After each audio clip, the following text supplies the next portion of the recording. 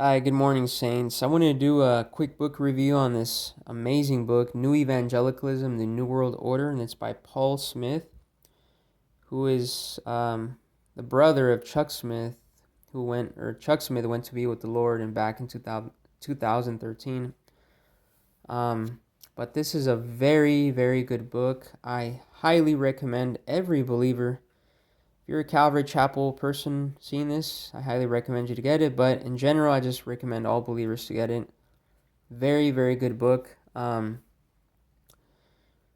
He exposes the liberalism that's creeping in churches and how that's just done massive damage on evangelicals, and how evangelicals have allowed the emergent church movement to creep in philosophical ideas that are not biblical by Peter Drucker, and you have guys like Rick Warren in the Saddleback Church using worldly, fleshly means to draw in the crowds. And this is a little quote by Tim LaHaye. Paul Smith's book clearly points out the greatest fallacy facing the evangelical church today, the departure of the basic doctrines of our faith. So the book mainly deals with how churches have departed. He deals with churches, but also in general, he traces the history of liberalism and how that's crept into churches. And he also talks about certain seminaries, how even seminaries have been infected by this. He focuses on three seminaries: Fuller Theological Seminary, Westminster Seminary, and then Princeton Theological Seminary. So he deals with mainly the inerrancy of Scripture. So that's what Paul Smith is focused on in this book. Now I'm going to read the back. It says, like cascading dominoes, the intentional departure from believing the Bible is inerrant has plunged the church of the 21st century down the treacherous, slippery slope of accommodation and compromise. Are there clear historical markers that identify this dreadful paradigm shift? Why have so many evangelicals identified themselves as new evangelicals? Who was the existentialist person absorbed in mysticism that humanistically mastermind the purpose-driven church and peace plan? What is the relationship between Fuller Seminary, the purpose-driven church, and the emergent church movement? How is the emergent church push for globalization harmonizing with the New World Order in these prophetic last days? Can the Calvary Chapel movement, independent churches, and denominations learn any lessons from others' errors and mistakes? Addressing these questions with riveting case studies coupled with staggering and sobering documentation, the author unfolds a shocking progression of ideas that were birthed in a nest of aberrant church beliefs. So that's a gist of what the book is about. Now, he talks a lot about different things within the book.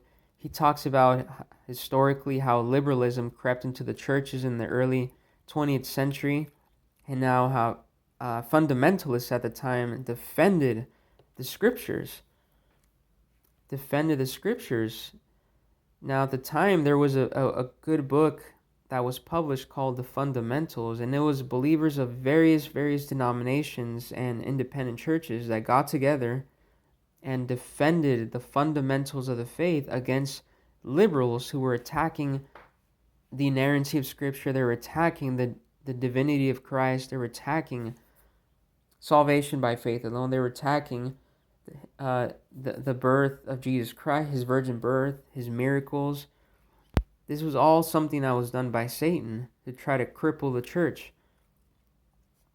And he documents all that in this. He talks about the emergent church movement. He talks about Rick Warren's purpose-driven church movement, the peace plan, quote unquote. And he talks about all that. He talks about the history of Fuller Seminary, Princeton Theological Seminary, who at one point were actually fundamentalist seminaries, and they defended the Bible. But now you look at them, they're very, very liberal.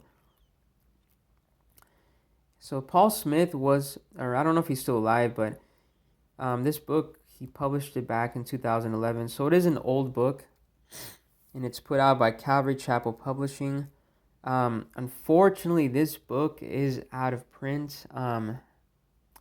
they no longer put this book into print, but I got this copy, this used copy at Amazon, and you can still find used copies on Amazon.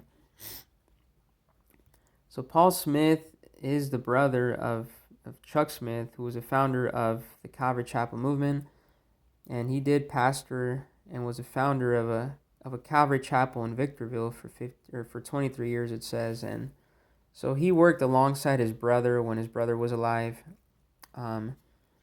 within the Calvary Chapel movement.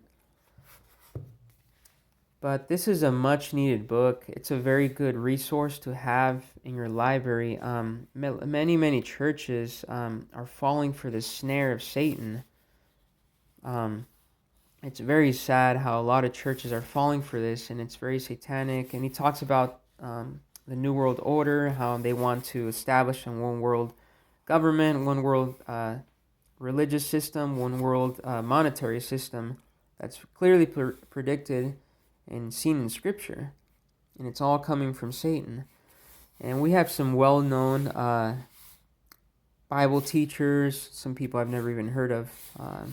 Heard of J.I. Packer, he's pretty well known. Thomas Ice. You have a couple other ones here. So I'm just going to read the table of contents so you understand what you're going to get in the book. So you have the foreword by Chuck Smith, introduction, chapter 1, the Great Deception, chapter 2, the kinds of history, chapter 3, does the Bible teach inerrancy, chapter 4, the battle between modernism and fundamentalism, chapter 5, beginnings at Fuller Seminary, chapter 6, how historical drifts happen, chapter 7, liberalizing Fuller Seminary, chapter 8, a nest for aberrant practice, chapter 9, the slippery slope, chapter 10, the purpose-driven emergent church, chapter 11, new evangelicals in the New World Order. You have chapter 12, the next generation drifts away, and then appendix, the kingdoms of light and darkness, and then you have an appendix section. So that's the chapters of the book. Very, very good book. As you can see, just by reading that, it's going to be a very good book.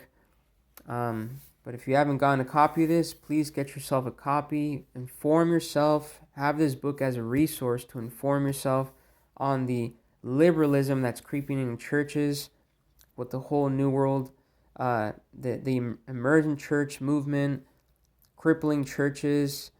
And you have like Rick Warren's peace plan, the whole purpose-driven church movement, his philosophy that's very fleshly. So inform yourself and get to know why it's important to defend the inerrancy of Scripture doctrine. It is a much-needed doctrine that needs to be defended nowadays because people just keep attacking left and right the Scriptures and saying that it's not without error, but it actually is without error. So thank you for listening. God bless.